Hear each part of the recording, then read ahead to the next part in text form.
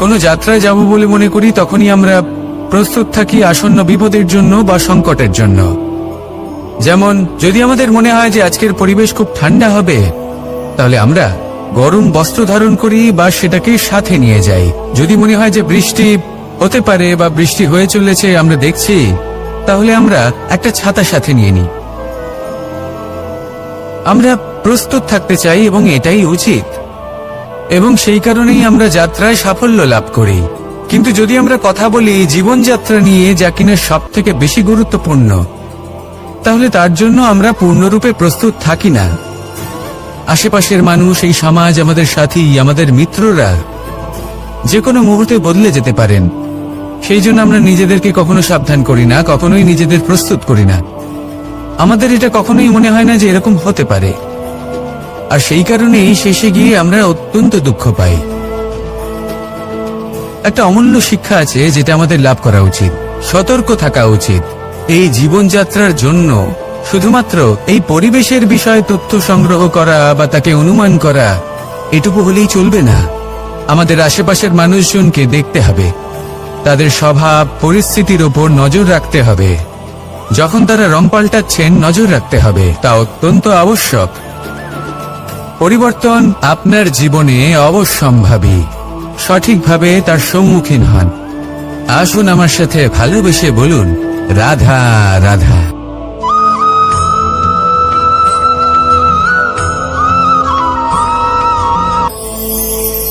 ঈশ্বর আসলে কে? সংসারের বেশিরভাগ মানুষের কাছে ঈশ্বর হলেন এই সংসারের রচয়িতা, পালনকর্তা। কারোর কাছে উনি জ্ঞাতা, কারোর কাছে উনি হলেন আস্থার প্রতীক, আবার কারোর জন্য শুধুমাত্র অন্ধ বিশ্বাস। কিন্তু এই ঈশ্বর কি কোনো শরীর, নাকি একটা বোধ, নাকি শুধুই শ্রদ্ধা? ঈশ্বর হলেন তিনি যিনি হলেন আপনার ইষ্ট। সেই জন্যই তো গুরু, মাতা, পিতা এনাদেরও ঈশ্বরই বলা হয়েছে। যাদেরকে আমরা ঈশ্বর বলে মনে করি, যারা আমাদের ইষ্ট, তারা আমাদের একটি পথ দেখান, একটি দিকে চালিত করেন। সেই পথে চলে আপনি শুভ কর্ম করতে পারেন। আর যখন কোনো ব্যক্তি তার ঈশ্বরের আদেশ পালন করেন, তখন সে নিজে থেকেই শুভ পথে অগ্রসর হয়ে যান। বেশ কয়েকজন মানুষ ঈশ্বরের ওপর আস্থা রাখেন এবং ভাবেন যে অনুচিত কোনো কাজ করা উচিত নয়, ঈশ্বর দেখছেন। ওনারা ভয় পান যে কোনো অনুচিত কর্ম করলে কে জানে তার পরিণাম কি হবে। এমন অনেক ব্যক্তি রয়েছেন যারা ঈশ্বরকে বিশ্বাস করেন এবং জানেন যে ঈশ্বর তাদেরকে দেখছেন, তাই যে যে শুভ কর্ম ওনারা করেছেন তার ফল তারা অবশ্যই পাবেন। এবার আপনি ভয় পেয়ে ঈশ্বরকে বিশ্বাস করবেন, নাকি বিশ্বাসের দ্বারা ঈশ্বরকে বিশ্বাস করবেন, সেই সিদ্ধান্ত আপনারই। কিন্তু হ্যাঁ, যদি আপনার মনে ঈশ্বরের জন্য কোনো স্থান থাকে, যদি আপনার কোনো ইষ্ট থাকেন, যদি আপনি কাউকে ঈশ্বর মনে করেন, যার প্রত্যেক আদেশ আপনি পালন করে থাকেন, তাহলে বলি ঈশ্বর কখনো আপনাকে অনুচিত পথে চালিত করবেন না। আসুন আমার সাথে ভালোবেসে বলুন, রাধা রাধা।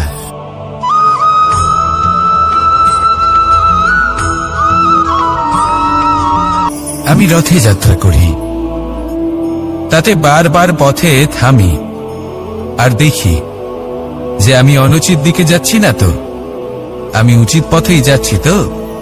কারণটা কি? কারণ হলো যাতে আমি পথভ্রষ্ট না হয়ে যাই। জীবনযাত্রাতেও এটাই প্রয়োজন। জীবনযাত্রায় ভোগ বিলাসের পথে হারিয়ে যাওয়া খুব সহজ। বারবার থেমে আপনাকে দেখতে হবে, নিজেকে কিছু প্রশ্ন করতে হবে। আমি কি আজ সেই কর্মই করছি যেটা আমি করতে চেয়েছিলাম? আমি কি আজ সেই জীবন যাপন করছি যেমন আমি যাপন করতে চেয়েছিলাম? যদি এই প্রশ্নগুলোর উত্তর হ্যাঁ হয়, তাহলে এগোতে থাকুন, নয়তো থেমে যান এবং বিচরণ করুন। মনে রাখবেন, এই সংসার অত্যন্ত জটিল আর এতে হারিয়ে যাওয়া অত্যন্ত সরল। সেই জন্য নিজে থেকে বারবার থামা এবং জীবন চিন্তন করা অত্যন্ত আবশ্যক। তাহলে সেটাই করুন আর আমার সাথে ভালোবেসে বলুন, রাধা রাধা।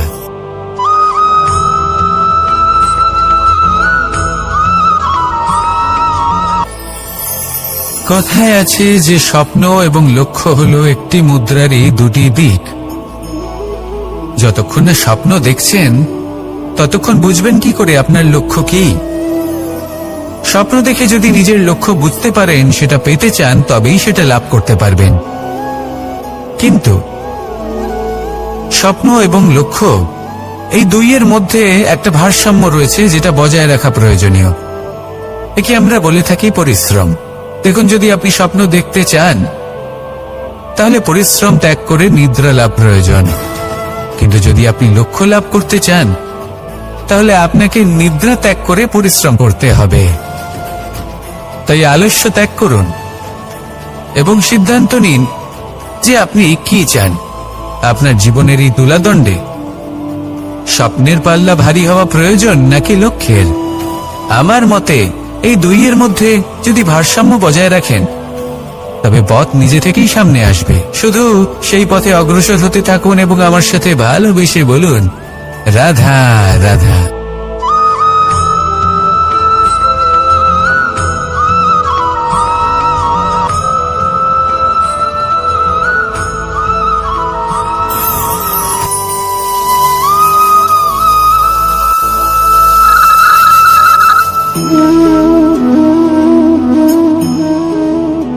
মোহনের বাঁশির এই সুর, এই সঙ্গীত কার না পছন্দ হয়?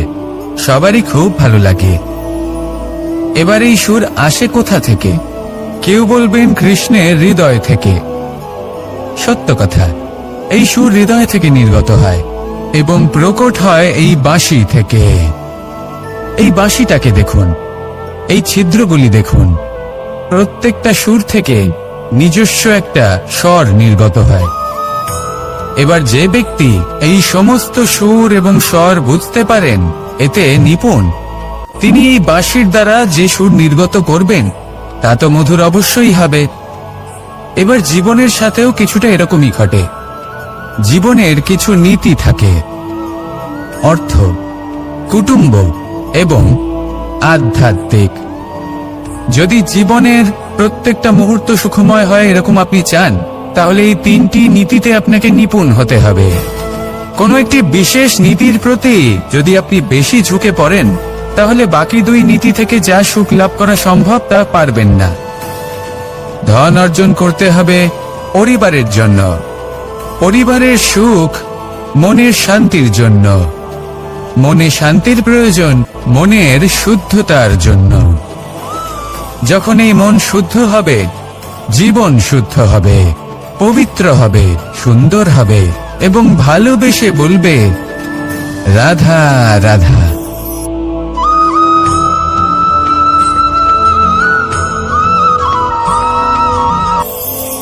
আপনারা সবাই একটা গাছের পাতাকে দেখুন। যতক্ষণ পর্যন্ত গাছের সাথে, মানে গাছের ডালের সাথে জুড়ে থাকে, সে সবুজ থাকে, বাতাসের সাথে সে নড়তে থাকে। যতক্ষণ পর্যন্ত ও সূর্য থেকে পাওয়া রশ্মির শক্তি গাছে পৌঁছে দেয় ততক্ষণ ও ডালের সাথে যুক্ত থাকে। কিন্তু যখন সেই পাতা শুকিয়ে যায় তখন তার কোনো গুরুত্ব থাকে না। সেই পাতা গাছের ডালে এবং বৃক্ষের কাছে বোঝা হয়ে থেকে যায়। এবং এমন এক সময় আসে যখন সেই ডালটি শুকনো সেই পাতাকে পরিত্যাগ করে। এটাই আমরা এই প্রকৃতিতে দেখি এবং এটাই হলো সত্য। আর এটাই আমাদের জীবনে খুব বড় একটা শিক্ষা। যদি আপনিও নিজের জীবনে নিজের আপনজনদের কাছে বোঝা স্বরূপ হয়ে দাঁড়ান, তাহলে তারা আপনাকে যতই ভালোবাসুক না কেন, ওনারা যদি নাও চান তাহলেও এমন এক দিন আসবে যখন আপনার আপনজন আপনাকে পরিত্যাগ করবে। সেই জন্য সবসময় আত্মনির্ভর হয়ে ওঠার চেষ্টা করুন। নিরন্তর পরিশ্রম করতে থাকুন, কারোর উপর বোঝা হয়ে থাকবেন না, বরং তার সাথে মিলে দায়িত্ব পালন করুন। এমনটা করবেন তাহলে আপনার সম্মানও বজায় থাকবে এবং সম্পর্কের মধ্যে আপনার মূল্যও বজায় থাকবে। আসুন আর আমার সাথে ভালোবেসে বলুন, রাধা রাধা।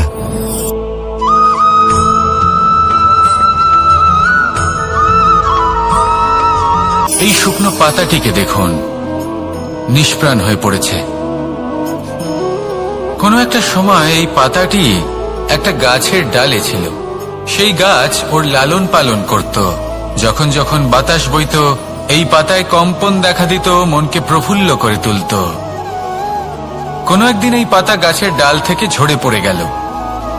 নিঃসন্দেহে ও নিজের স্বাধীনতা পেল, কিন্তু আস্তে আস্তে শুকিয়ে গেল, নিষ্প্রাণ হয়ে গেল। দেখুন, আমি এই কথা বলছি না যে স্বাধীনতা অনুচিত, কখনোই না। কিন্তু যে কোনো পরিস্থিতিতে স্বাধীন হতে চাওয়া এটা নিশ্চিতরূপে অনুচিত। আমরা যদি আমাদের জীবনে পরিবারের গুরুত্ব ভেবে দেখি, তাহলে এই পরিবারে যতই মতভেদ থাকুক না কেন, যতই মনোমালিন্য থাকুক না কেন, যতই বিবাদ থাকুক না কেন, এই সব মিটিয়ে নেওয়া অত্যন্ত প্রয়োজনীয়। সেই সবকিছু সমাপ্ত করা অত্যন্ত প্রয়োজনীয়। কখনো এই পরিবারকে ভাঙতে দেবেন না, কখনো এই পরিবার থেকে দূরে চলে যাবেন না। এই পরিবার হলো আমাদের জীবনের একটা অমূল্য সম্পদ, অমূল্য এক আশ্রয়, যা এই সংসারে হয়তো কোথাও আপনি পাবেন না। তাই একে আগলে রাখুন। ভেবে নিন আপনি পাতা আর আপনার পরিবার সেই গাছ। আসুন আমার সাথে ভালোবেসে বলুন, রাধা রাধা।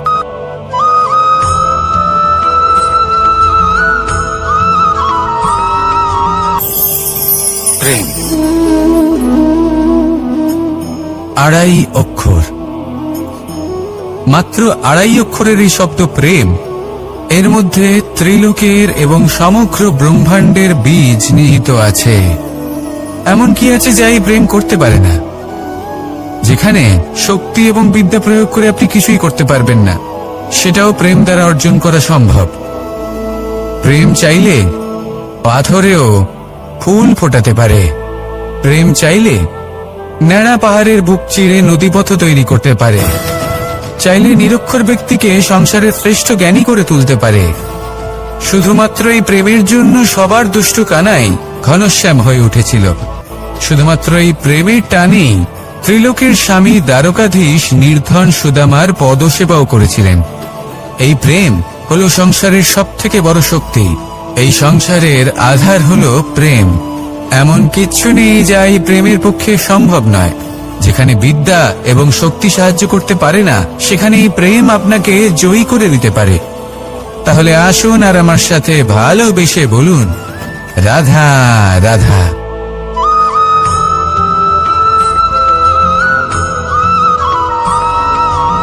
দীপাবলি আমাদের সবথেকে বড় উৎসব। শ্রীরাম রাবণকে পরাস্ত করে 14 বছরের বনবাস কাটিয়ে আবার অযোধ্যায় ফিরে এলেন অমাবস্যার রাত্রে। অযোধ্যায় সবাই খুব প্রসন্ন ছিলেন, খুবই উৎসাহিত ছিলেন। অযোধ্যায় সহস্র প্রদীপ প্রজ্বলিত করা হয়েছিল এই উৎসবে। একে আমরা দীপাবলি বলে থাকি। এবার এই বিষয়ে আমরা সকলে জানি। আপনি কি এটা জানেন যে শ্রীরাম বাস্তবে অমাবস্যার এক রাত আগেই অযোধ্যায় পৌঁছে গেছিলেন? সবার সামনে অমাবস্যার রাতে এসেছিলেন। এর কারণ কি? শ্রীরাম প্রমাণ করতে চেয়েছিলেন যে যে কোনো সময়, দিন হোক বা রাত, শুভ বা অশুভ হয় না।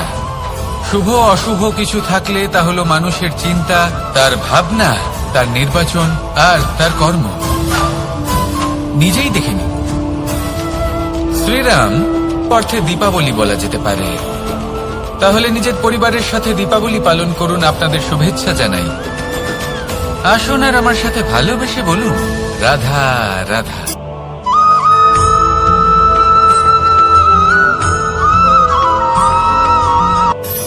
মানুষের এই জীবন, মানুষ জন্ম নেয়, একটা নির্দিষ্ট সময়ের পরে এই সংসার ত্যাগ করে চলেও যায়। এবার শুধু এটাই আবশ্যক নয় যে এই জীবনকালকে আপনি যাপন করবেন, শুধু এটাই গুরুত্বপূর্ণ নয়। আবশ্যক এবং গুরুত্বপূর্ণ হলো এটা যে এই জীবনকালে আপনি এমন কিছু করেন যাতে এই সংসারের মঙ্গল হয়, যাতে এই সংসার আপনাকে মনে রাখে, আপনার থেকে প্রেরিত হয়, আপনার মতো হতে চায়, প্রত্যেক বছর আপনার জন্মতিথির অপেক্ষা করে। এমন ভাবে আপনার জন্মদিন পালন করে যাতে সেটা মহোৎসবের আকার ধারণ করে। এবার এই জন্মদিন এমনি এমনি মহোৎসবে পরিণত হয় না। তখন হয় না যখন কোনো ব্যক্তি রাজার রূপে বা কোনো গোয়ালার রূপে জন্মগ্রহণ করে। তখন পরিণত হয় যখন একজন মানুষ জন্মগ্রহণের পরে এই সংসারকে কোনো শিক্ষা দিয়ে যান। কিভাবে একজন মানুষ গোয়ালা থেকে রাজা হতে পারে, কিভাবে একজন মানুষ অসত্য থেকে সত্যের পথে চলতে শুরু করেন, অধর্ম থেকে ধর্মের পথে চালিত হতে পারেন, কিভাবে অন্ধকার থেকে প্রকাশের দিকে যেতে পারেন, কিভাবে নিজের আত্মাকে পরমাত্মার সাথে মিলিত করতে পারেন। তা সে রামনবমী হোক বা জন্মাষ্টমী হোক, তাদের জীবনের সাথে জড়িত প্রত্যেক মুহূর্ত একটা পরবের আকার ধারণ করে। তাহলে আপনিও এইভাবে নিজের জীবন যাপন করতে থাকুন। এই সংসারে শুধু ভালোবাসা বিতরণ করুন, কিছুটা এমন ভাবে বিতরণ করুন যাতে আপনি এই সংসার থেকে চলে যাওয়ার পরেও এই সংসারে আপনি শুধুই ভালোবাসা বিতরণ করতে পারেন।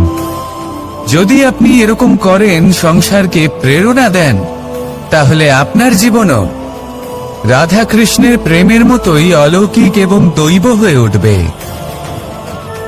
আসুন আর আমার সাথে ভালোবেসে বলুন, রাধা রাধা।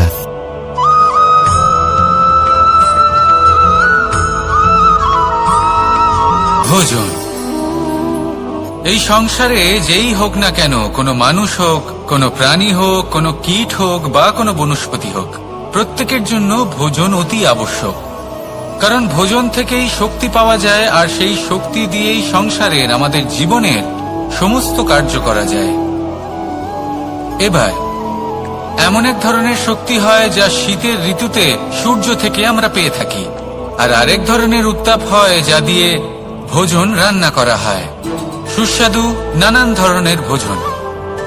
এবার অত্যন্ত গুরুত্বপূর্ণ হলো যে ব্যক্তি সেই ভোজন বানাচ্ছেন তার মানসিক পরিস্থিতি এবং সেই ব্যক্তি যিনি ভোজন গ্রহণ করছেন তার মানসিক অবস্থা।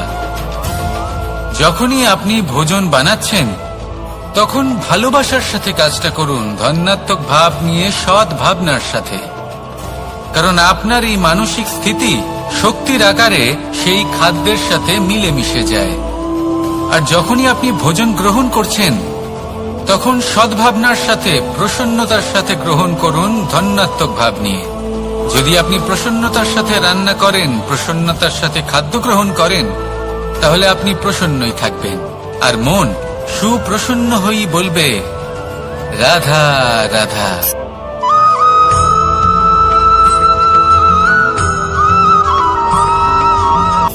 কথায় আছে সংসারে নাকি সকল রোগের ওষুধ আছে। যদি আপনি নিজের শরীরকে ভালোবাসেন তাহলে ব্যায়াম করুন, যদি নিজের নিঃশ্বাস প্রশ্বাসকে ভালোবাসেন তাহলে প্রাণায়াম করুন, যদি আপনি নিজের আত্মাকে ভালোবাসেন তাহলে ধ্যান করুন, কিন্তু যদি আপনি নিজের জীবনকে, পরমাত্মাকে ভালোবাসেন তাহলে সকলকে ভালোবাসতে থাকুন। এই ভালোবাসা অত্যন্ত গুরুত্বপূর্ণ এবং আবশ্যক। ভালোবাসার থেকে ভালো না কোনো ওষুধ আছে, না আছে কোনো আসন। এর থেকে ভালো না কোনো ব্যায়াম আছে, আর না কোনো প্রাণায়াম। এই ভালোবাসা বড় বড় সমস্যারও সমাধান করতে পারে। ভালোবাসা বড় বড় বিপদকে আপনার থেকে দূর করতে পারে। এই ভালোবাসাই আপনাকে জীবনে বাঁচতে শেখায়, কারণ ভালোবাসাই হলো জীবনের আসল সত্য। তাহলে আসুন আর আমার সাথে ভালোবেসে বলুন, রাধা রাধা।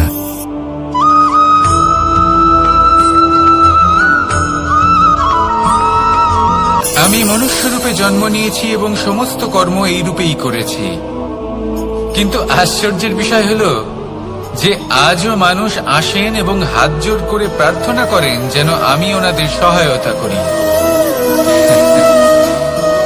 আপনাদের একটা কথা বলতে চাই, আমি সকলকে সাহায্য করতে পারবো না, কিন্তু আমি শিক্ষা অবশ্যই দিতে পারবো, জ্ঞান প্রদান করতে পারবো। এমন কিছু জ্ঞান যার ভিত্তিতে মানুষ যা চাইবেন তাই লাভ করতে পারবেন যদি সঠিক কর্ম করতে থাকেন। যখন কংসের অসুররা, আপনি অবশ্যই লাভ করবেন, আর এই মন সুপ্রসন্ন হয়ে বলবে, রাধা রাধা।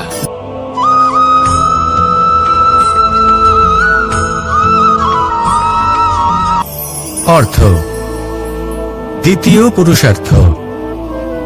এই অর্থ বলতে বেশিরভাগ মানুষই ধন মনে করেন, কিন্তু যদি অর্থের তাৎপর্য শুধুমাত্র ধন হয় তাহলে তা কিন্তু অত্যন্ত অনর্থকারী।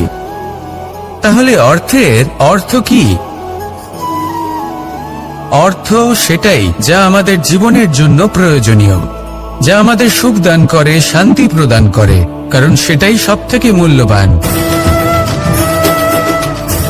মাতা পিতা, বন্ধু, আত্মীয় স্বজন, গুণ, পুণ্য, জ্ঞান, এই সব কিছু মিলে অর্থ তৈরি হয়। আর সঠিকভাবে বলতে গেলে এটাই কিন্তু জীবনের আসল অর্থ। তাহলে আসুন আমার সাথে ভালোবেসে বলুন, রাধা রাধা।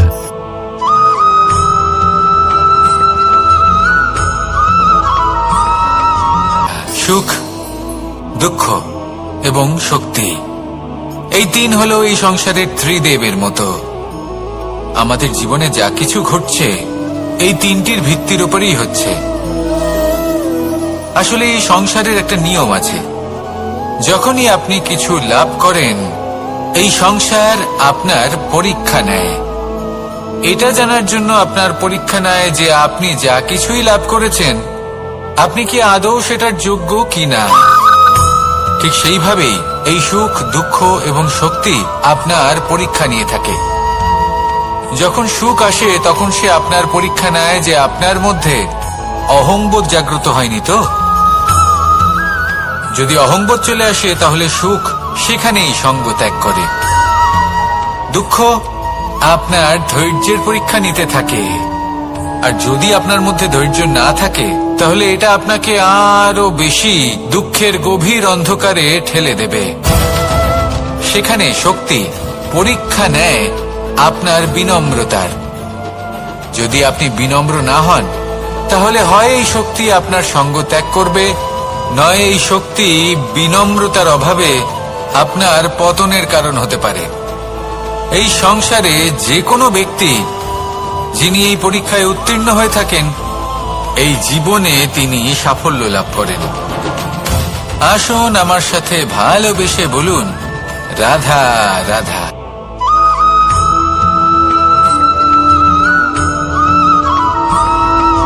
দিশা আমাদের পথ প্রদর্শন করে,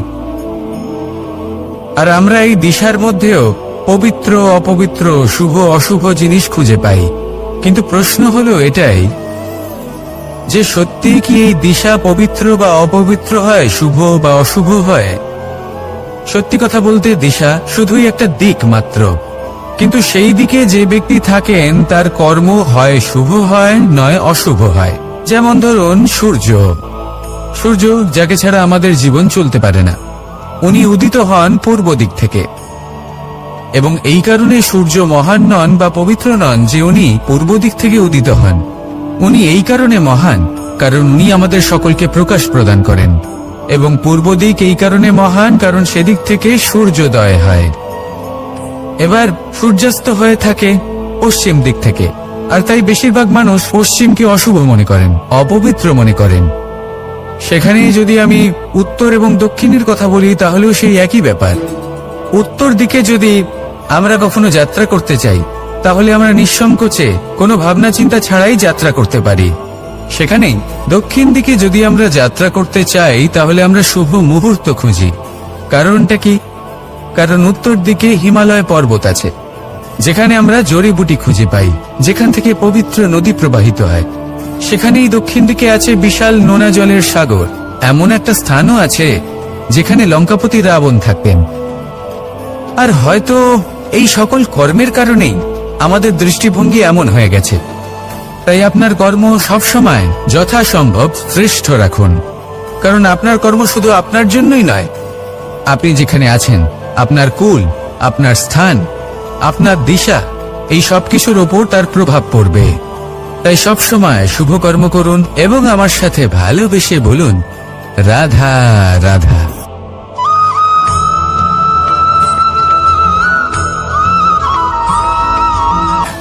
একবার একটা শেয়াল বনে বিচরণ করছিল। ও একটা ছোট্ট শাবক দেখতে পেল। ও ভাবলো, আজ একেই আমি খাবার হিসেবে গ্রহণ করব। আশেপাশে দেখলো কেউ দেখছে না, তো কেউ ছিল না, আর সেই শাবকের ওপর আক্রমণ করলো, যা হলো একটা ঘোর অপরাধ। বনের নিয়ম অনুসারে আপনি কখনোই শাবকের উপর আক্রমণ করতে পারেন না। তারপর এই খবরটা যখন রাজা সিংহ জানতে পারলেন, সভার আয়োজন করলেন। কিন্তু সেখানে শেয়াল বলল, আমি তো এরকম কিছু করিনি। কিন্তু যদি আপনি এরকম বলেন, কোনো প্রমাণ দিন, এর কোনো সাক্ষী আছে? তখন রাজা সিংহ পেঁচাকে ডেকে পাঠালেন, যে সেই মুহূর্তে বৃক্ষের শাখার ওপর বসেছিল। সে সব কিছু দেখেছিল। পেঁচা সব সত্যি কথা বলল, আর শেয়ালকে মৃত্যুদণ্ড দেয়া হলো। এবার এই কাহিনী আমি আপনাকে কেন শোনালাম? কারণ মানুষও কখনো কখনো এরকম কর্ম করেন যা শিয়াল করেছে। এটা ভাবেন কেউ দেখছে না, যখন আমি অনুচিত কর্ম করতেই পারি। কিন্তু না, আপনি যাই করুন না কেন, কেউ না কেউ অবশ্যই তা দেখছে। কোনো ব্যক্তি না হলেও কোনো প্রাণী, না হলে কোনো যক্ষ বা দেব বা প্রেত। যদি এনারা কেউ না দেখেন, তাহলে ধরিত্রী মাতা দেখেন, যেখানে দাঁড়িয়ে আপনি সেই কর্ম করছেন, তাই না? তাই একটা কথা সবসময় মনে রাখবেন, কে দেখছেন কে দেখছেন না সেই বিষয়ে ভাবা ছেড়ে দিন। এটা খুব সহজ কথা। আপনি যদি উচিত কর্ম করেন, উচিত ফল পাবেন। যদি অনুচিত কর্ম করেন, তাহলে আপনি অনুচিত ফল অবশ্যই পাবেন। সেই জন্য উচিত পথে চলতে থাকুন, উচিত কর্ম করতে থাকুন, আর আমার সাথে ভালোবেসে বলুন, রাধা রাধা।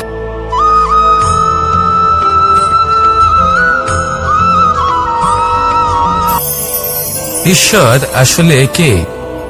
সংসারের বেশিরভাগ মানুষের কাছে ঈশ্বর হলেন এই সংসারের রচয়িতা, পালনকর্তা। কারোর কাছে উনি জ্ঞাতা, কারোর কাছে উনি হলেন আস্থার প্রতীক, আবার কারোর জন্য শুধুমাত্র অন্ধ বিশ্বাস। কিন্তু এই ঈশ্বর কি কোনো শরীর, নাকি একটা বোধ, নাকি শুধুই শ্রদ্ধা? ঈশ্বর হলেন তিনি, যিনি হলেন আপনার ইষ্ট। সেই জন্যই তো গুরু, মাতা, পিতা এনাদেরও ঈশ্বরই বলা হয়েছে। যাদেরকে আমরা ঈশ্বর বলে মনে করি, যারা আমাদের ইষ্ট, তারা আমাদের একটি পথ দেখান, একটি দিকে চালিত করেন। সেই পথে চলে আপনি শুভ কর্ম করতে পারেন। আর যখন কোনো ব্যক্তি তার ঈশ্বরের আদেশ পালন করেন, তখন সে নিজে থেকেই শুভ পথে অগ্রসর হয়ে যান। বেশ কয়েকজন মানুষ ঈশ্বরের উপর আস্থা রাখেন এবং ভাবেন যে অনুচিত কোনো কাজ করা উচিত নয়, ঈশ্বর দেখছেন। ওনারা ভয় পান যে কোনো অনুচিত কর্ম করলে কে জানে তার পরিণাম কি হবে। এমন অনেক ব্যক্তি রয়েছেন যারা ঈশ্বরকে বিশ্বাস করেন এবং জানেন যে ঈশ্বর তাদেরকে দেখছেন। তাই যে যে শুভ কর্ম ওনারা করেছেন, তার ফল তারা অবশ্যই পাবেন। এবার আপনি ভয় পেয়ে ঈশ্বরকে বিশ্বাস করবেন, নাকি বিশ্বাসের দ্বারা ঈশ্বরকে বিশ্বাস করবেন, সেই সিদ্ধান্ত আপনারই। কিন্তু হ্যাঁ, যদি আপনার মনে ঈশ্বরের জন্য কোনো স্থান থাকে, যদি আপনার কোনো ইষ্ট থাকেন, যদি আপনি কাউকে ঈশ্বর মনে করেন, যার প্রত্যেক আদেশ আপনি পালন করে থাকেন, তাহলে বলি, ঈশ্বর কখনো আপনাকে অনুচিত পথে চালিত করবেন না। আসুন আমার সাথে ভালোবেসে বলুন, রাধা রাধা।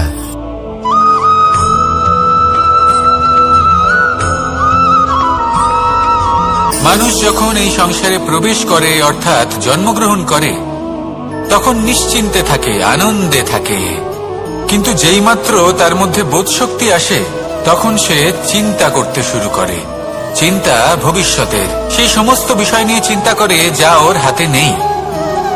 তারপর বড় হয়, বিবাহ সম্পন্ন হয়, গৃহস্থ জীবন যাপন করে, তারপর আবার চিন্তায় মগ্ন হয়ে যায়।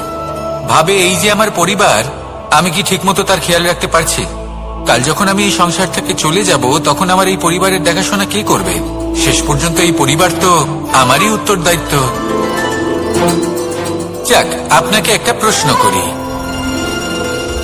এই সংসারে আসার পূর্বে আপনি কি এই প্রশ্ন করেছিলেন, এটা ভেবেছিলেন যে আমাকে ছাড়া এই সংসার কিভাবে চলবে? করেননি, তাই তো? তাই আপনার এটা নিয়ে দুশ্চিন্তা করার প্রয়োজন নেই যে আপনি যখন এই সংসার ত্যাগ করে চলে যাবেন, তখন কি হবে। আপনি যখন ছিলেন না, তখনও এই সংসার চলছিল। আপনি যখন এই সংসার ত্যাগ করবেন, তখনও এই সংসার চলতে থাকবে।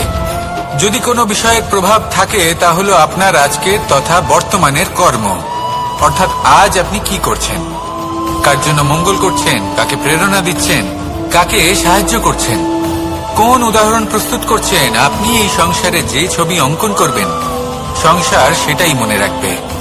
তাহলে শুধু সৎকর্ম করুন, মঙ্গল করতে থাকুন, আর আমার সাথে ভালোবেসে বলুন রাধা রাধা।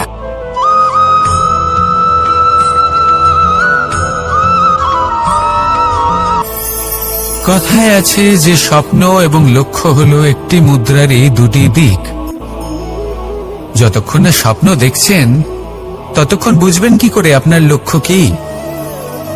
স্বপ্ন দেখে যদি নিজের লক্ষ্য বুঝতে পারেন, সেটা পেতে চান, তবেই সেটা লাভ করতে পারবেন। কিন্তু স্বপ্ন এবং লক্ষ্য এই দুইয়ের মধ্যে একটা ভারসাম্য রয়েছে, যেটা বজায় রাখা প্রয়োজনীয়। একে আমরা বলে থাকি পরিশ্রম। দেখুন, যদি আপনি স্বপ্ন দেখতে চান তাহলে পরিশ্রম ত্যাগ করে নিদ্রা লাভ প্রয়োজন। কিন্তু যদি আপনি লক্ষ্য লাভ করতে চান তাহলে আপনাকে নিদ্রা ত্যাগ করে পরিশ্রম করতে হবে।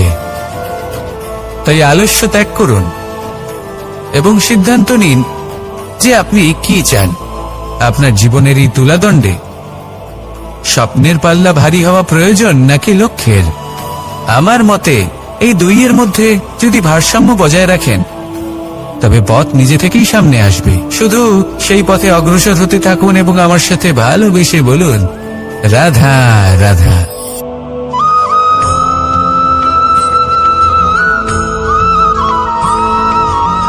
সংসারে আমাদের জীবনে যখন কোনো সুখ বা দুঃখ আসে, তার জন্য আমরা কাউকে না কাউকে অবশ্যই দায়ী করে থাকি, তাই না? এই ব্যক্তি আমাদের সাথে এরকম কাজ করেছেন, তাই আমার সাথে এমন হলো। ওই ব্যক্তি যদি এমনটা না করতেন তাহলে আজ আমি ওই স্থানে পৌঁছতে পারতাম।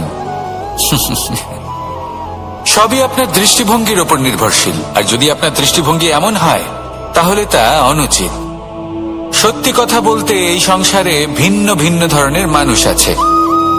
এটা আপনার উপর নির্ভর করছে কিভাবে তাদের স্বাগত জানাবেন। একবার ভাবুন, আমি আমার দুটো হাত সামনে নিয়ে এলাম, দুটো মুঠো খুলে দিলাম। দুই প্রকারের মানুষ আসবেন, কিছু না কিছু দিয়ে যাবেন। এই মুঠো যদি আমি বন্ধ করে দিই তাহলে না কেউ আমাকে কিছু দিতে পারবে, না আমার কিছু যাবে আসবে। নিশ্চয়ই বুঝতে পারছেন এই দুই ধরনের ব্যক্তি কারা এবং তারা কি দিয়ে যান। আমি যদি নিজের মুঠো খুলে দিই তাহলে কিছু ভালো মানুষ আসবেন, আমাকে আনন্দ, সন্তুষ্টি, জ্ঞান প্রদান করে যাবেন, ভালো অভিজ্ঞতা দিয়ে যাবেন।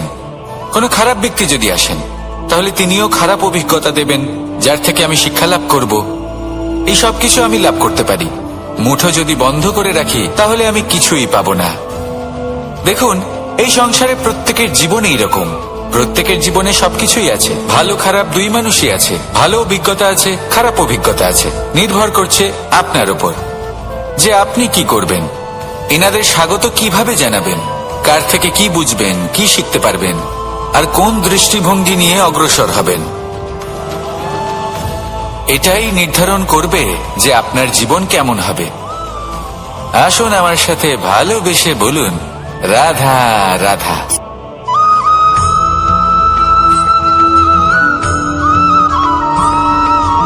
আমরা যখনই কোনো যাত্রায় যাব বলে মনে করি তখনই আমরা প্রস্তুত থাকি আসন্ন বিপদের জন্য বা সংকটের জন্য। যেমন যদি আমাদের মনে হয় যে আজকের পরিবেশ খুব ঠান্ডা হবে তাহলে আমরা গরম বস্ত্র ধারণ করি বা সেটাকে সাথে নিয়ে যাই। যদি মনে হয় যে বৃষ্টি হতে পারে বা বৃষ্টি হয়ে চলেছে আমরা দেখছি, তাহলে আমরা একটা ছাতা সাথে নিয়ে নিই। আমরা প্রস্তুত থাকতে চাই এবং এটাই উচিত, এবং সেই কারণেই আমরা যাত্রায় সাফল্য লাভ করি। কিন্তু যদি আমরা কথা বলি জীবনযাত্রা নিয়ে, যা কিনা সব থেকে বেশি গুরুত্বপূর্ণ, তাহলে তার জন্য আমরা পূর্ণরূপে প্রস্তুত থাকি না। আশেপাশের মানুষ, এই সমাজ, আমাদের সাথী, আমাদের মিত্ররা যে কোনো মুহূর্তে বদলে যেতে পারেন। সেই জন্য আমরা নিজেদেরকে কখনো সাবধান করি না, কখনোই নিজেদের প্রস্তুত করি না। আমাদের এটা কখনোই মনে হয় না যে এরকম হতে পারে, আর সেই কারণেই শেষে গিয়ে আমরা অত্যন্ত দুঃখ পাই। একটা অমূল্য শিক্ষা আছে যেটা আমাদের লাভ করা উচিত। সতর্ক থাকা উচিত। এই জীবনযাত্রার জন্য শুধুমাত্র এই পরিবেশের বিষয়ে তথ্য সংগ্রহ করা বা তাকে অনুমান করা এটুকু হলেই চলবে না। আমাদের আশেপাশের মানুষজনকে দেখতে হবে, তাদের স্বভাব পরিস্থিতির ওপর নজর রাখতে হবে। যখন তারা রং পাল্টাচ্ছেন নজর রাখতে হবে, তা অত্যন্ত আবশ্যক।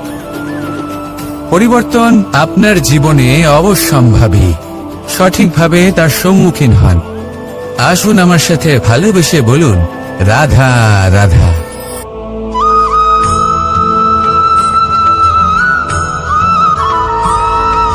জীবনে যখন কোনো ব্যক্তি নিজের লক্ষ্য প্রাপ্তির জন্য নিরন্তর পরিশ্রম করতে থাকেন, চেষ্টা করতে থাকেন, তখন তিনি কষ্ট অনুভব করেন, কখনো শারীরিক কষ্ট, কখনো মানসিক কষ্ট। এবার উনি এটা ভাবতে থাকেন যে আমি কি উচিত করছি নাকি অনুচিত করছি। কারণ অন্যদিকে এমন একজন ব্যক্তিও আছেন যিনি একদমই পরিশ্রম চেষ্টা করছেন না। তিনি মদিরা পান করেন, বিলাসিতায় জীবন কাটান, অলস প্রকৃতির হয়ে ওঠেন, নিদ্রাতে বিলীন হয়ে থাকেন আর ভাবেন যে তিনি সুখ লাভ করছেন। কিন্তু এরকম কেন হয়? কারণ যখন আমরা সৎ পথে থাকি, উচিত পথে চলি, লক্ষ্য প্রাপ্ত করার জন্য চেষ্টা করতে থাকি, তখন আমাদের ভেতরে থাকা নেতিবাচক শক্তি এবং পাপ এই দেহকে ত্যাগ করে দেয়। আর এই অনুভূতিটাই আমাদের দুঃখের অনুভূতি দেয়, কষ্ট দেয়। এবার সেখানে যদি আমরা কুপথে চলি, অনুচিত পথে চলতে থাকি, তাহলে আমাদের ভেতরে থাকা পুণ্য এবং ধনাত্মক শক্তি আমাদের দেহ ত্যাগ করে দেয়। আর এই অনুভূতির কারণেই আমরা সুখ অনুভব করি। কিন্তু কখনো ভাববেন যে এই সুখ বেশি সময় পর্যন্ত থাকে না। সেই জন্য সবসময় মনে রাখবেন, যদি আপনি জানেন যে এটাই আপনার লক্ষ্য, এটাই উচিত পথ, শুভ পথ, তাতে নিরন্তরভাবে এগিয়ে যেতে চেষ্টা করতে থাকুন। এই কষ্ট আপনাকে সুখের পরাকাষ্ঠায় কখন পৌঁছে দেবে তা আপনি জানতেই পারবেন না। আসুন আমার সাথে ভালোবেসে বলুন, রাধা রাধা।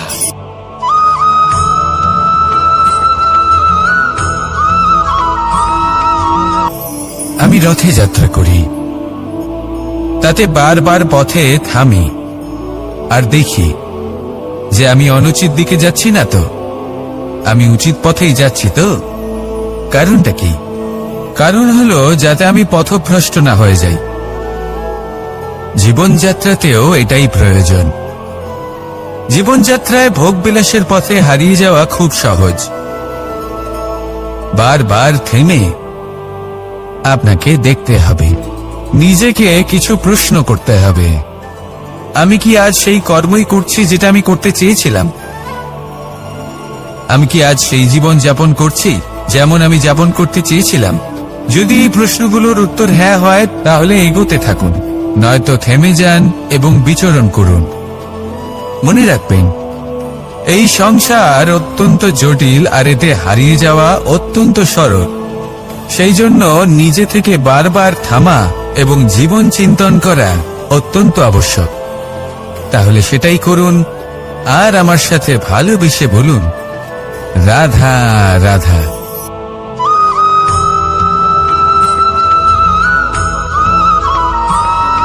প্রত্যেক মানুষ নিজের জীবনে হীরক তথা হীরে এবং দর্পণ এই দুই দেখেছেন।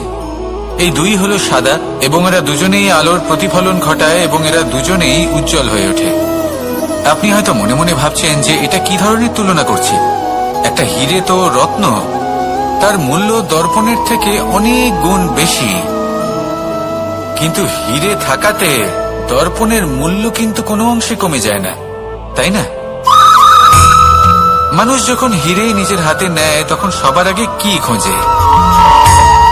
দর্পণ, যাতে তার মধ্যে দিয়ে দেখে সে বুঝতে পারে যে সেই হীরে আদৌ তার শোভাবর্ধন করছে কিনা, তাকে ভালো দেখাচ্ছে কিনা, প্রসাধনের জন্য সেটা ব্যবহার করা ঠিক হবে কিনা।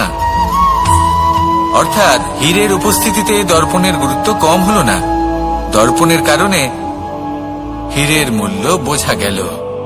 আমাদের জীবনেও ঠিক এরকমই ঘটে। আপনারা যদি সংসারে নিজের আশেপাশে দেখেন, এমন অনেক মানুষ দেখতে পাবেন যারা নিজেদের ক্ষেত্রে মহান স্থানে পৌঁছেছেন, নিপুণ এবং শ্রেষ্ঠ হয়েছেন। আর তাদের মধ্যে আপনার নিজের মনে হয় যেন আপনি হলেন দর্পণ। নিজেকে ছোট মনে করবেন না। আপনার মূল্য কম হচ্ছে না, আপনার নিজস্ব মূল্য আছে। আর যদি আপনার অস্তিত্ব না থাকে, তাহলে ওনাদের অস্তিত্বের মূল্য সংসার বুঝতেই পারবে না।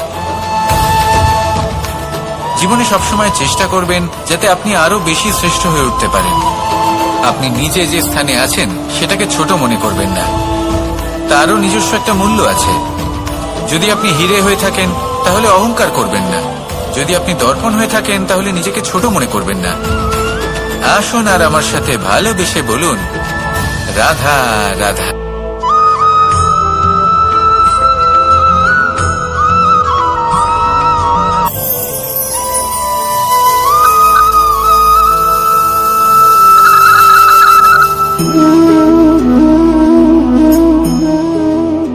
মোহনের বাঁশির এই সুর, এই সঙ্গীত কার না পছন্দ হয়, সবারই খুব ভালো লাগে। এবার এই সুর আসে কোথা থেকে?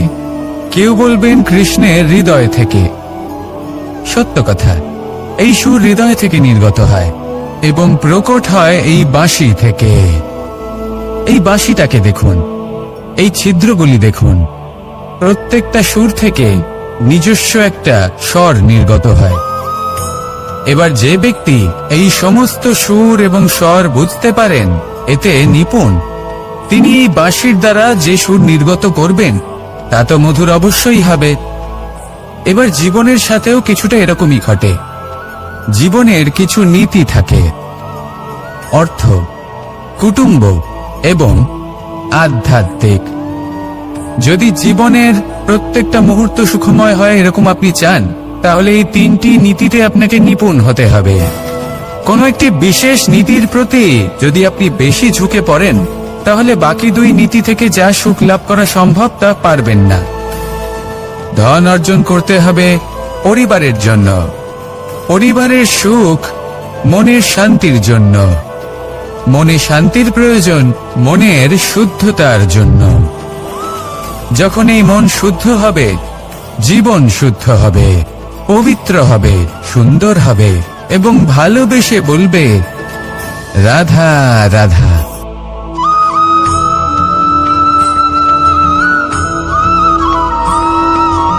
মানুষ জন্মগ্রহণ করে, তার সাথে ভয়েরও জন্ম হয়। ছোটবেলা থেকেই আমাদের মনে কোনো না কোনো প্রকারের ভয় থেকেই যায়। কেউ এই বিষয়ে ভয় পায় যে তার কোনো বস্তু তার থেকে দূরে চলে যাবে। কেউ এই বিষয়ে ভয় পায় যে আমি নিজেকে হারিয়ে ফেলব। কেউ এই ভেবে ভয় পায় যে আমার প্রিয়জনেরা তারা যেন আমার থেকে দূরে না চলে যায়।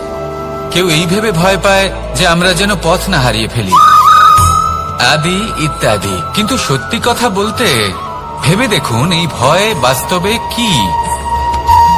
শুধুই একটা মনস্থিতি, আর কিছুই নয়। যা কিছু আপনি জীবনে পেয়েছেন তা একদিন আপনাকে হারাতে হবে। এই জীবন হলো আপনারই, কিন্তু তাও একদিন সমাপ্ত হবে। তাই ভয় পেয়ে কি লাভ? এই ভয় শুধু আপনাকে জীবন যাপন করা থেকে বাধা দিচ্ছে, আর কিচ্ছু নয়। পথ হারিয়ে ফেললেই বুঝতে পারবেন যে নতুন পথ কিভাবে বানাতে হয়। কিছু মানুষকে জীবন থেকে হারালে তবেই আপনি বুঝবেন যে আপনার আপনজনকে। এই ভয়ের কারণে ভীত হয়ে থাকবেন না। এই তারা নক্ষত্র অন্ধকারের অভাবে গুরুত্ব হারায়। শিবকেও মহাদেব হওয়ার জন্য বিষপান করতে হয়েছিল। প্রত্যেক পরিস্থিতি, প্রত্যেক সাফল্য আপনার পরীক্ষা নেবে, তাতে উত্তীর্ণ হওয়া হলো আপনার কর্ম। যখনই আপনি ভয় পাবেন বা সংকটের সম্মুখীন হবেন, তখন সাহসের সাথে তার সম্মুখীন হন। মনে রাখবেন, যে সম্মুখীন হতে জানে সাফল্য তার সাথে সবসময় থাকে। আসুন আর আমার সাথে ভালোবেসে বলুন, রাধা রাধা।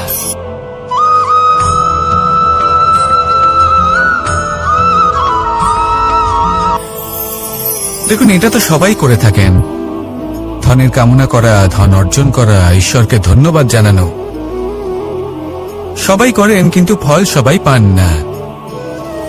কারণ বেশিরভাগ মানুষই পেছনে ফিরে তাকিয়ে এটা ভাবেন যে আমরা তো জীবনটা যাপনই করলাম না। এই জীবনে সবকিছু আছে, সম্পত্তি আছে, স্বাচ্ছন্দ্য আছে, সাফল্য আছে, শুধু সুখ আর শান্তি নেই। এবার এরকমটা কেন হয়? এর পেছনে কারণটা কি? কারণ হলো এটাই যে জীবনে বাঁচার যে বিধি আপনি নির্বাচন করেছেন তা কিছুটা অনুচিত। জীবনে কিভাবে বাঁচা উচিত, জীবনযাপন কিছুটা রীতি মেনে করা উচিত। অর্থাৎ সবাইকে ভালোবাসুন, কারোর সাথে ছলনা করবেন না, সম্পর্ক গড়ে তুলুন, তা পালন করুন। যদি ধন অর্জন করতে চান তাহলে নীতি মেনে করুন, ভেবেচিন্তে পরিকল্পনা করে। আবার বলবো, কারোর সাথে কোনো ছলনা নয়, কোনো অনুচিত কর্ম করবেন না ধন অর্জন করার জন্য। আর যদি ঈশ্বরকে ধন্যবাদ জানাতে চান তাহলে প্রীতি দ্বারা করুন। আর যে ব্যক্তি রীতি, নীতি আর প্রীতি এই তিনটি ভাব বুঝে উঠতে পারে এবং তা আত্মসাৎ করে নিতে পারে, তার অতীত, ভবিষ্যৎ এবং বর্তমানকাল সবকিছু সংযত হয়। আপনি কিভাবে জীবনযাপন করতে চান, কিভাবে ধন অর্জন করতে চান, ঈশ্বরকে ধন্যবাদ জানাতে চান, নির্বাচন আপনার। আসুন আমার সাথে ভালোবেসে বলুন, রাধা রাধা।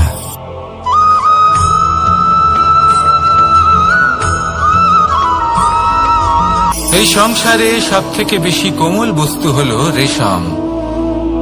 এই রেশম এতটাই কোমল হয় যে এর পুরো একটা থান শুধুমাত্র একটা হাতে ধরা সম্ভব। কখনো ভেবে দেখেছেন এই রেশম কিভাবে হয়? একটি কীট তার লালার দ্বারা উৎপন্ন হয়।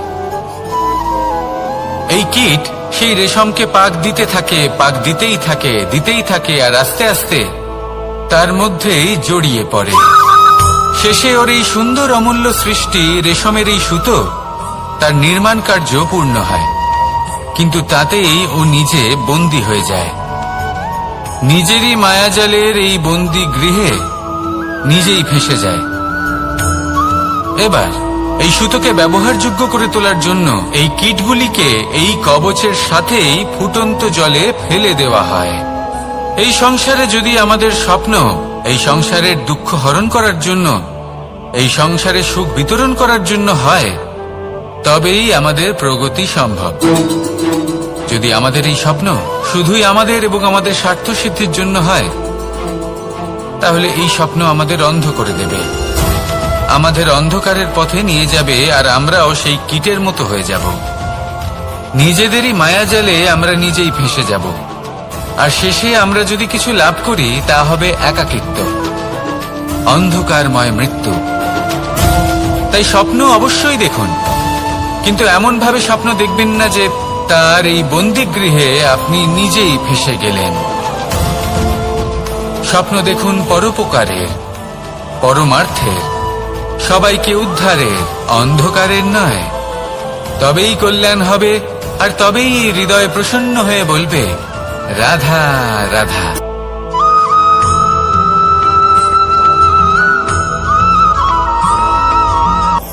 কখনো কোনো বৃক্ষকে দেখেছেন? এই ধরিত্রী থেকে ততটুকুই জল নেয় যতটুকু তার প্রয়োজন। কোনো প্রাণীকে দেখুন, এই প্রকৃতি থেকে ততটুকুই খাবার গ্রহণ করবে যতটুকু তার খিদে রয়েছে। খিদে মিটে গেলে আর খাবে না। এবার মনুষ্যকে দেখুন, সে নিজের জীবনে যা কিছু পেয়েছে, বস্তু, ধন, খাবার, শক্তি, প্রয়োজনের থেকে অনেক বেশি লাভ করার চেষ্টা করে থাকে। প্রয়োজনের থেকে বেশি যদি পেয়েও যায় তাহলেও তার কম মনে হয়। এবার এরকম ঠিক কেন হয়? এর পিছনের কারণ কি? কারণ হলো লোভ। লোভের আগুন কিছু এমন হয়, যদি মানুষের মনে একবার প্রজ্বলিত হয় তাহলে শুধু বাড়তেই থাকে। ততক্ষণ বাড়বে যতক্ষণ না আপনি নিজে তাকে বাধা দিচ্ছেন। তবে এই লোভের আগুন নিয়ন্ত্রণ করা সম্ভব। পরিমিতিবোধ, পরিমিতিবোধের চিন্তা। আপনাকে শুধু নিজেকে একটা সরল প্রশ্ন করতে হবে। যখনই মনের মধ্যে কোনো বস্তুর প্রতি, শক্তির প্রতি, ধনের প্রতি, ভোজনের প্রতি লোভ বেড়ে যায়, নিজেকে প্রশ্ন করুন, এটা কি আমার কাছে ততটাই প্রয়োজনীয় যতটা একটা বৃক্ষের কাছে জল, যতটা একটা প্রাণীর কাছে ভোজন? এটা কি ততটাই প্রয়োজনীয়? যদি উত্তর না হয় তাহলে নিজেকে সেখানেই বাধা দিন। সেই ভাবনা সেখানেই ত্যাগ করুন, কারণ সেটাই হলো লোভ। ঠিক এইভাবে প্রয়োজনীয়তার চিন্তা করে আস্তে আস্তে এই মন নির্লোভ হয়ে উঠবে, আর এই মন প্রসন্ন হয়ে বলবে, রাধা রাধা।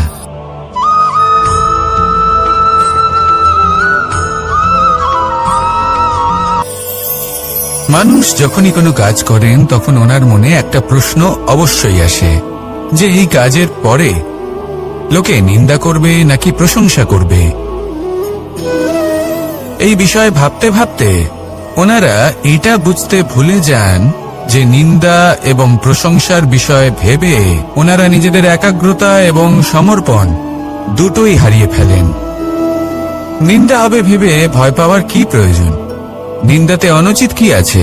উচিত দৃষ্টিভঙ্গি দিয়ে ভেবে দেখুন। নিন্দা এবং প্রশংসা এই দুটোই হলো অনিবার্য। নিন্দা যখনই হয় তখন যে যাই বলুক না কেন, আপনি একটা সুযোগ লাভ করেন, একটা সুযোগ নিজের ভুল বুঝতে পারার। সেটা শুধরে নিতে পারেন, নিজের পথ বদলে নিতে পারেন আর সাফল্যের পথে অগ্রসর হতে পারেন। একটা শিক্ষা পাওয়া যায় এই নিন্দা দ্বারা। আর যখন প্রশংসা লাভ হয় তখন আমাদের মন আনন্দে ভরে ওঠে। এই দুটোই অত্যন্ত প্রয়োজনীয়। সেই জন্য নিন্দা এবং প্রশংসার এই খেলায় জীবনের অঙ্কটা বদলে ফেলবেন না, সেটা অনুচিত হবে। কারণ জীবন না শুধু নিন্দার বিষয় আর না শুধু প্রশংসার, জীবন হলো আত্মিক সুখের বিষয়। যখন আপনি কোনো শ্রেষ্ঠ কাজ করেন, আপনার মন আপনাকে বলে দেবে যে আজ আপনি কোনো শুভ কাজ করেছেন। সেটাই হলো আত্মিক সুখ, এটাই হলো জীবন।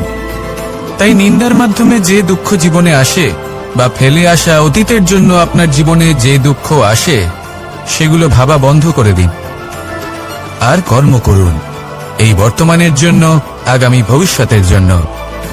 আসুন আমার সাথে ভালোবেসে বলুন, রাধা রাধা।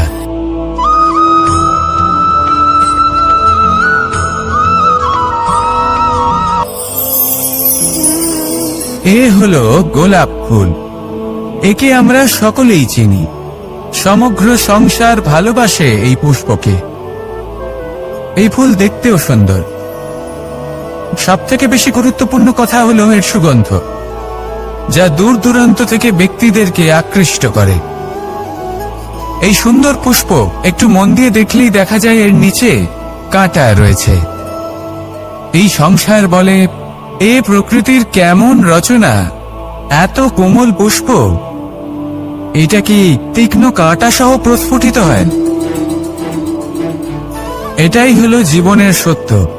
আমাদের অন্তরের সদ্গুণ, সেগুলিও এই ফুলের মতোই সুন্দর। সংসার এর সৌন্দর্য দেখতে পায়, এর সুগন্ধ চতুর্দিকে ছড়িয়ে পড়ে। কিন্তু এই সদ্গুণ জাগ্রত করে তোলার জন্য কঠোর পরিশ্রম করতে হয়, প্রতিনিয়ত চেষ্টা করে যেতে হয়। তাই জন্য যদি আপনি জানেন আপনার পথ উচিত কিন্তু তা কাঁটায় পরিপূর্ণ, তাহলে থামবেন না, চলতে থাকুন। একবার যদি অন্তরের সদ্গুণ জাগ্রত হয়, তাহলে এই সংসার এই সৌন্দর্য দেখবে আর সুগন্ধে আকর্ষিত হয়ে আপনার কাছে আসবে। এই মন, এই জীবন প্রসন্ন হয়ে বলবে, রাধা রাধা।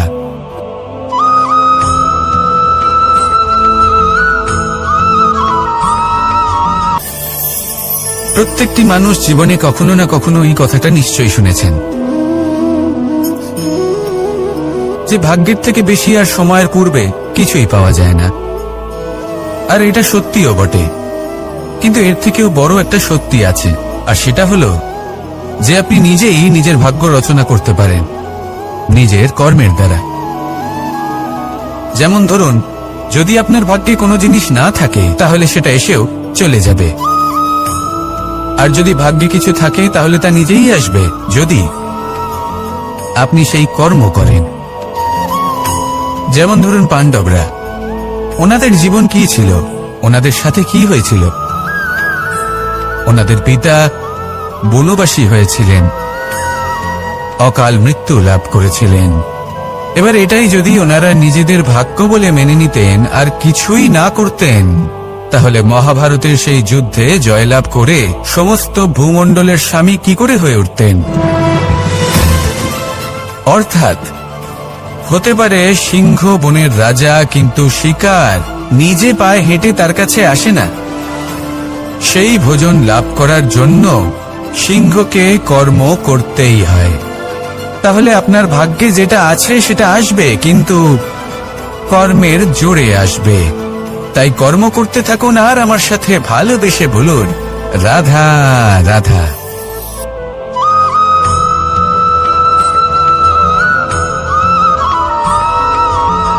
জীবন হলো আত্মিক সুখের বিষয়। যখন আপনি কোনো শ্রেষ্ঠ কাজ করেন, আপনার মন আপনাকে বলে দেবে যে আজ আপনি কোনো শুভ কাজ করেছেন। সেটাই হলো আত্মিক সুখ, এটাই হলো জীবন। তাই নিন্দার মাধ্যমে যে দুঃখ জীবনে আসে, বা ফেলে আসা অতীতের জন্য আপনার জীবনে যে দুঃখ আসে, সেগুলো ভাবা বন্ধ করে দিন আর কর্ম করুন, এই বর্তমানের জন্য, আগামী ভবিষ্যতের জন্য। আজ আপনাকে আমি একটা কাহিনী শোনাবো। রাধার সখী ললিতা একদিন প্রসাধন করছিল। ও দর্পণে নিজেকে দেখল, আর তখন ওর প্রসাধন ওর ভালো লাগলো না। ও বারংবার নিজের প্রসাধন বদলাতে থাকলো আর দর্পণের দিকে তাকালো। কখনো ফুল বদলালো, কখনো বস্ত্র বদলালো, কখনো আভূষণ বদলালো, কিন্তু কিছুতেই নিজের প্রসাধন ওর ভালো লাগলো না। ওর মনে হতে লাগলো যেন ওর রূপ ওকে ত্যাগ করেছে। ও এই কথা রাধাকে বলল। রাধা ওই দর্পণের দিকে তাকালো, একটা বস্ত্র নিল আর সেই দর্পণকে স্বচ্ছ করে তুলল। তারপর ললিতা ওই দর্পণের দিকে তাকালো আর ও নিজের উদ্ভাসিত রূপ দেখতে পেল, নিজের সৌন্দর্য দেখতে পেল। তাৎপর্য মালিন্য দর্পণে ছিল, তার রূপে নয়। ঠিক সেইভাবেই এই দর্পণের মতোই হলো আমাদের মন। যদি এতে মালিন্য থাকে, তাহলে এই সংসারের সবকিছুই মলিন বলে মনে হবে। আপনি যদি এই সংসারের সৌন্দর্য দেখতে চান, এই সংসারে শুভ কি সেটা জানতে চান, তাহলে নিজের মনকে স্বচ্ছ করে তুলুন। আসুন আমার সাথে ভালোবেসে বলুন, রাধা রাধা।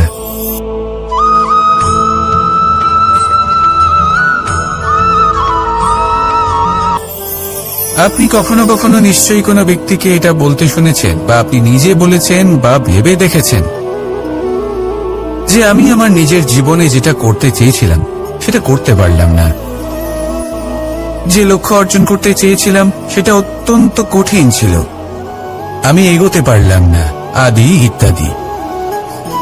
আমরা সবাই কখনো না কখনো ভাবি যে লক্ষ্য আমরা নির্ধারণ করেছি সেটা আমাদের পক্ষে অত্যন্ত কঠিন, প্রায় অসম্ভব। আমাকে বলুন, যে প্রত্যেকটা বস্তু বা সাফল্য যা কিছু আপনি কামনা করেছেন, কোনোটাই কি সরল ছিল?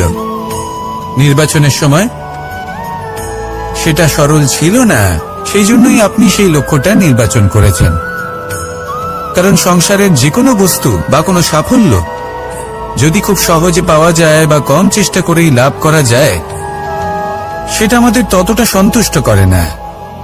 সেই জন্য আমরা জেনে বুঝেই কঠিন লক্ষ্য নির্বাচন করি, কারণ সেই লক্ষ্য আমাদের প্রতিস্পর্ধা এবং সংঘর্ষের সম্মুখীন করে, যা সম্মুখীন হয় অগ্রসর হওয়ার পরে আমরা আরো বেশি শ্রেষ্ঠ হয়ে উঠি। সেই জন্য কিছু অসম্ভব কিনা সেই বিষয় চিন্তা করবেন না, শুধু অগ্রসর হতে থাকুন, নিজের কর্ম করুন, সেই লক্ষ্যকে প্রাপ্ত করুন আর আমার সাথে ভালোবেসে বলুন, রাধা রাধা।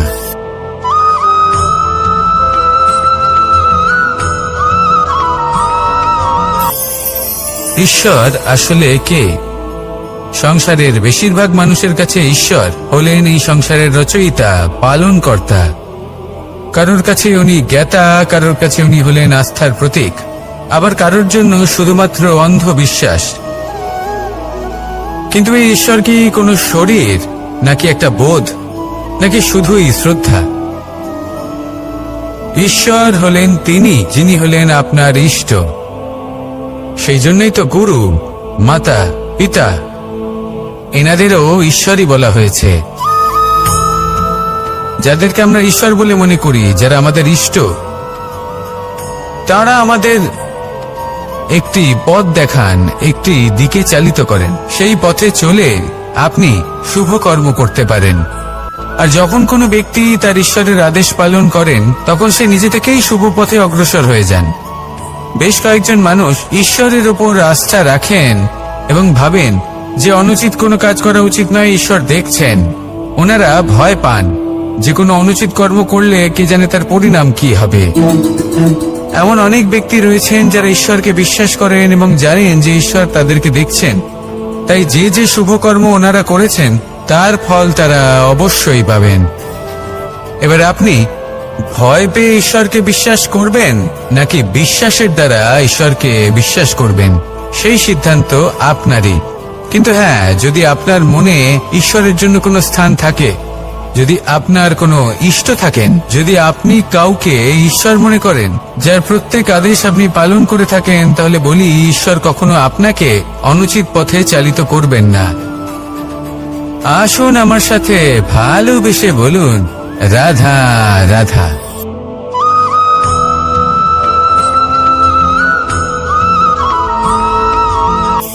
এটা কোনো এক সময়ের ঘটনা। মাটির নিচে ছিল জল, আর মাটির ওপর ছিল একটা বৃক্ষ, আর সেই বৃক্ষে ছিল একটা পাতা যা আকাশকে স্পর্শ করত। যখনই কোনো ব্যক্তি আসতেন, সেই পাতাকে দেখে তার প্রশংসা করতেন। তাই বলে, আকাশে সোনার মেঘ কত ছবি আঁকে, আপনার নাম কভু লিখে নাহি রাখে। অর্থাৎ প্রতিনিধি ওই বৃক্ষের পাতাকেই মনে করা হতো, সব প্রশংসা ওই পাতাকেই করা হতো। যেখানে চোখের আড়ালে থাকা সেই জল মাটির নিচে থেকে নিঃস্বার্থভাবে নিজের কাজ করে যেত, সেই বৃক্ষকে শক্তি প্রদান করত। কয়েকদিন পরে সেই পাতার অহংকার হতে শুরু করল। সে ভাবতে শুরু করলো যে আমিই হলাম এই জলের অস্তিত্ব, আমি আছি সেই কারণেই এই জলের কথা স্মরণ করা হয়। আর কিছুদিন পরে সেই বৃক্ষ সেই জল শোষণ করা বন্ধ করে দিল, এবং সর্বপ্রথম মৃত্যু হলো সেই পাতার। সেই পাতা যা আকাশকে স্পর্শ করছিল তা ঝরে মাটিতে পড়ে গেল। আর প্রত্যেক ব্যক্তি তার ওপর দিয়ে হেঁটে চলে যেত, তাকে দেখে আর কেউ প্রশংসা করত না। সেই জন্য জীবনে কখনো অহংকার করবেন না, বিশেষ করে তাদের কখনো অহংকার প্রদর্শন করবেন না যাদের কারণে আপনি সাফল্য লাভ করেছেন, যারা আপনার জীবনের আধার। চিরকাল তাদের প্রতি কৃতজ্ঞ থাকুন, তাদের সাথে সম্পর্ক বজায় রাখুন, তাদের সাহায্য করুন, আর আমার সাথে ভালোবেসে বলুন, রাধা রাধা।